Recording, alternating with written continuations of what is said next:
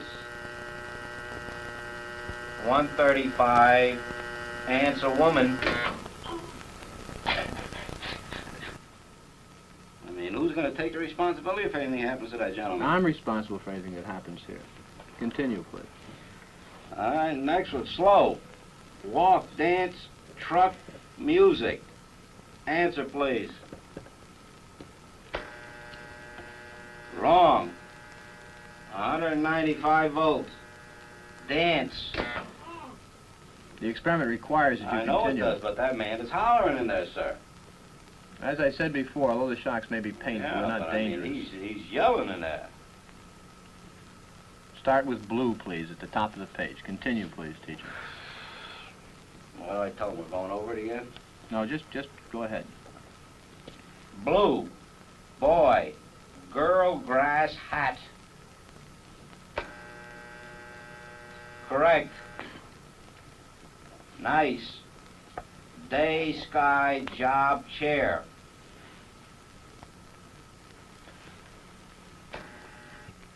If in this study, an anonymous experimenter could successfully command adults to subdue a 50-year-old man and force on him painful electric shocks against his protests, one can only wonder what government, with its vastly greater authority and prestige, can command of its subjects.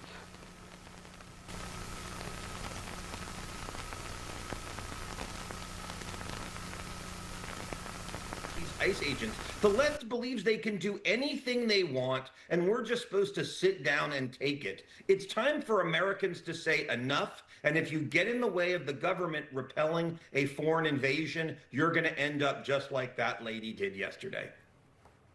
All right, Florida Congressman Randy Fine, great to see you this morning. I wish it was under better circumstances. Me too. Thank you. You want to believe that we're living in moderately peaceful times, you must be fantasizing about a past that's no longer existing. With the shooting death of a civilian in Minneapolis yesterday by ICE agents, we have seen a teardown of the public consciousness in two separate but extreme forms of political ideology. We are at a precipice of civil unrest. Won't say civil war, not just yet. That soon may be coming within our lifetimes and very short. What we're seeing is a public dehumanization. A dehumanization that started a while back. This is how violence is precipitated. By treating the other person as if they are not a sentient being, that they're just inanimate objects or transparent ideologies. Not realizing that the ideologies these people possess have been implemented in their brains since the day they were born. They have not realized that the propaganda through media and through their political institutions, educational institutions, reading materials, listening materials, are a direct threat to the hegemony of the human condition. I'm not going to sit here and argue semantics, whether she was driving at the officer or she was trying to swerve away. That is a matter of one's public opinion, which they can never know to be fact because the woman is dead. We can't know her true motivations. But it's the aftermath. As I always said, to recite the quote by Saul Alinsky, the action is in the reaction. It's the reason why I wait 24 to 48 hours to offer an opinion about things that most people are opining as soon as they happen, not realizing that the greater picture is what's important. What's not important is sensationalist headlines that acquiesces to your worldviews. And in this case, the evils of both the political ideologies of the Democrat and Republican parties have become mixed. And they are offering no solutions other than to basically dehumanize each other or to commit acts of rigorous protest and, soon enough, rigorous violence upon one another. Exactly what the state is hoping happens. Remember that there is no winner here. There are two losers, me and you. And when I say me and you, I'm talking about me and whoever's watching this video. If you are outside of the ideological paradigm and you are free, you're free from the madness. You're just involved in the madness because you have no choice. It's not about picking sides. It's about trying to eliminate the divisive and acidic human applications from one's mindset, which doesn't happen overnight. The state knows this. Time is not on our side. And if we are to get ahead, if we are to progress as a human species, we need to transform what is, and that is our mindset.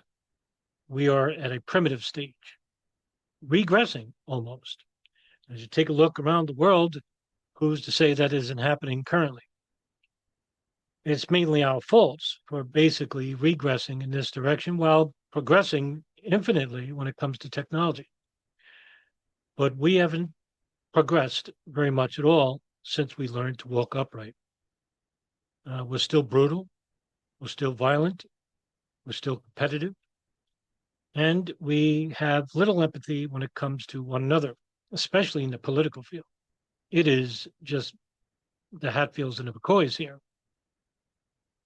And I think what we need are cooler heads to prevail, but it seems to me that more people are choosing sides as we speak because it seems popular right now and nobody wants to be left out.